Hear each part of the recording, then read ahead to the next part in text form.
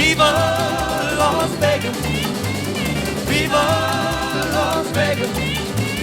How I wish that there were more than 24 hours in the day.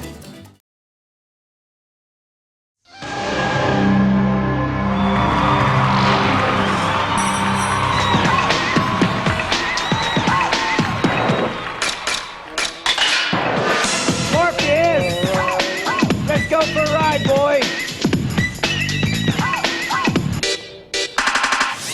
Come on!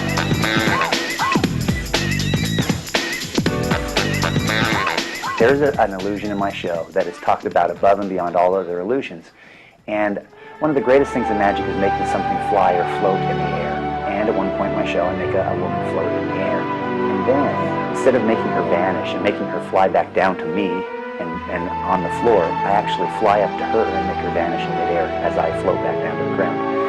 Because as a magician, you should be able to do anything. So my concept of being able to fly up there with the girl and then make all of that happen in midair was what the magic's all about. And it's breathtaking.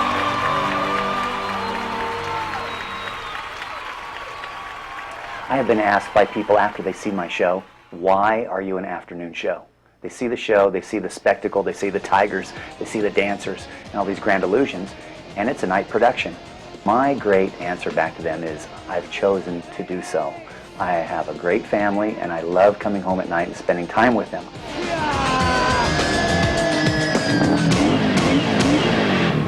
I speak throughout my show about dreams. The opening of my show says, the future belongs to those who believe in the strength of their dreams. And I've come to realize that we all enjoy our lives because of the dreams that people have had before us. They had dreams of freedom, dreams of invention, and dreams that are reality, and we enjoy those dreams that they had. And then I tell the audience that it's important they follow their dreams. That's what it's all about, following your dreams. What do you think? With his love for magic matched only by his passion for his exotic animals, Rick Thomas is quite dedicated to the beautiful creatures that appear in his show. His lifelong work with animals is something very close to his heart. I was 13 years old when I started working with animals. I worked with doves first, and then moved on to cockatoos and macaws.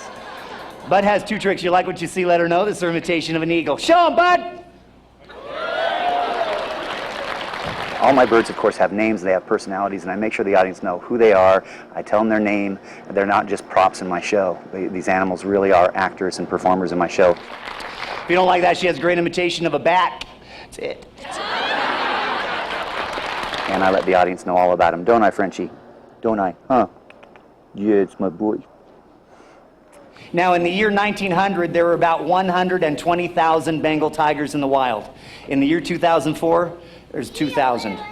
There are more poachers than there are tigers. More poachers because these cats are now worth $100,000 a piece dead.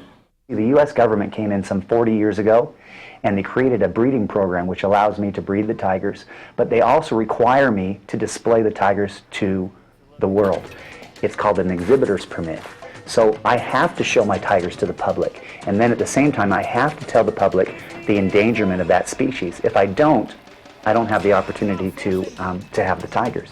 They come and they see the tigers in the show, we do a little bit of magic with the tigers, and at the same time I can tell them about the challenges we're facing with these animals.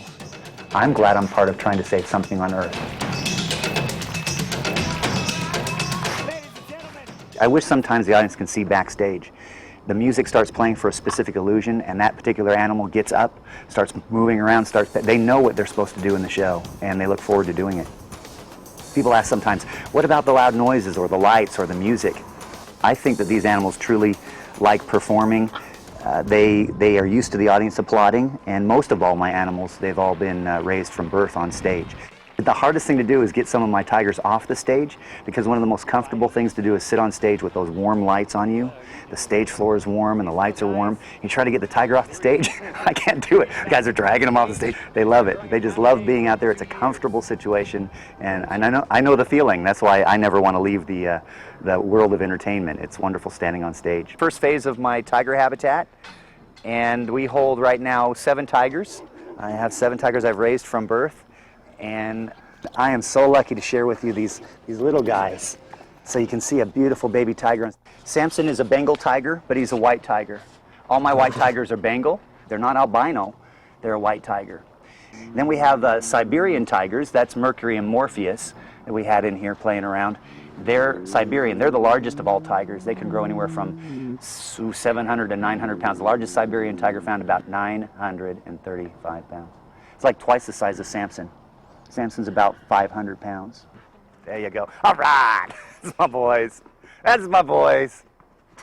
They actually love each other. Isn't that great? Isn't that the most beautiful thing you've seen? They pounce around just like brothers. Each tiger also has its own personality. I mean, literally has their personality. Ugh! That was gross, Samson. Look at that. Look at the mess you're making. One of my tigers, his bark is more than his bite. He roars a lot, but he doesn't do anything. He just likes to make a lot of noise. He's like, rah, rah. And we have one other tiger that he loves to just purr. And one of my cats, this Morpheus, loves to be pet. And so does Star. You see Ricky, one of my assistants, petting Mercury right now. Come here. Do you want to communicate with Rocky? Huh? Oh, you communicate with the camera. He greets all the tigers every morning. He goes and says hi to everybody. Okay, you go say hi to this guy. Come on, say hi. Here we go. In Las Vegas, and it's hot outside, and they walk in that theater, and for the first 2 or 3 minutes, they think they're there just trying to get out of the sun, or it's just too hot outside. Let's find something to do inside. And when they come inside, it's one of the greatest things they ever did in Vegas. Constantly have people coming out of the showroom saying, "I am so glad I came and saw the show. It made my stay in Vegas." Man, you can't put a price on that. That's the greatest thing to hear out of your audience.